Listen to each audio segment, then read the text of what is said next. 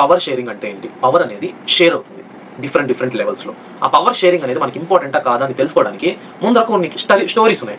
Belgium, Sri Lanka. బెల్జియంలో ఏం జరిగింది? Overall సెంటర్లో 59% of the people Flemish reason లో ఉంటారు, డచ్ మాట్లాడతారు.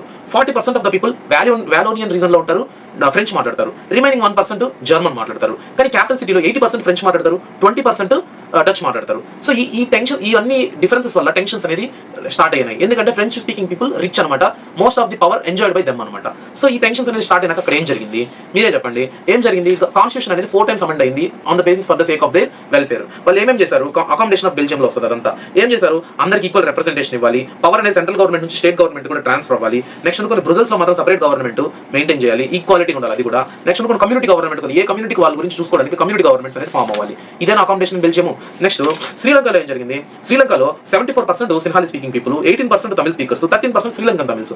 సో ఈ డిఫరెన్సెస్ వల్ల మెజారిటీ సింహాలి పీపుల్ ఉండడం వల్ల వీళ్ళు మెజారిటేరియనిజం అనే కాన్సెప్ట్ అడాప్ట్ చేసుకునేసి వీళ్ళు ఏం చేశారు? మెజారిటీ ఉండే వాళ్ళదే పవర్ అనేసి మొత్తం వాళ్ళకి అనుకూలంగా వాళ్ళ లాంగ్వేజ్ ని అఫిషియల్ చేసుకోవడం, వాళ్ళ లాంగ్వేజ్ ని రికగ్నైజ్ చేసుకోవడం, వాళ్ళ లాంగ్వేజ్ స్పీకింగ్ పీపుల్ కి జాబ్స్ అలాట్ చేసుకోవడం, రిజర్వేషన్ ఇచ్చుకోవడం వల్ల రిమైనింగ్ పీపుల్ ఏలియనేటెడ్ ఫీల్ అయ్యారు. అంటే వాళ్ళు అణచివేయబడ్డారనే ఫీలింగ్ లోకి వచ్చి టెన్షన్స్ అనేది స్టార్ట్ అయ్యి సివిల్ వార్ స్టార్ట్ అయ్యి అంటిల్ 2009 అది జరిగింది. దానివల్ల దేశ అభివృద్ధి అనేది చాలా పడిపోయింది.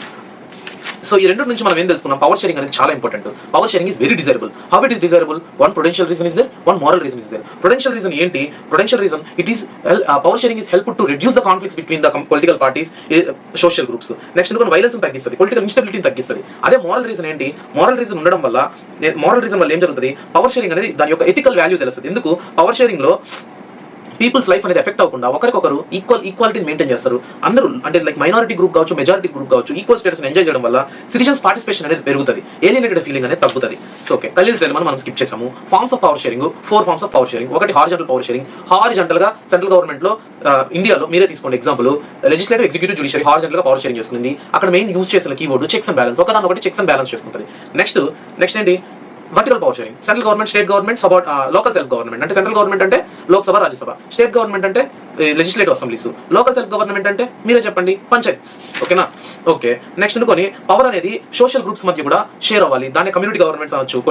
కొన్ని చోట్ల రిజర్వేటెడ్ గవర్నమెంట్స్ అన్నట్టు రిజర్వేషన్ అనేది కల్పించి మైనారిటీస్ కూడా మనము చేయూతనిచ్చినట్టు అవుతుంది. నెక్స్ట్ 4th పాయింట్ ఏంది? పవర్ షేరింగ్ అనేది పొలిటికల్ పార్టీస్ మధ్య, ప్రెషర్ గ్రూప్స్ మధ్య అండ్ అదర్ డిఫరెంట్ మూవ్మెంట్స్ ని కంట్రోల్ చేయడానికి ఉపయోగపడుతుంది అనమాట. ఎందుకు? ఒకదానికొకటి ఇప్పుడు పొలిటికల్ పార్టీస్ లో కూడా అపోజిషన్ పార్టీకి, రూలింగ్ పార్టీకి కూడా కొద్దిగా పవర్స్ ఉంటాయి.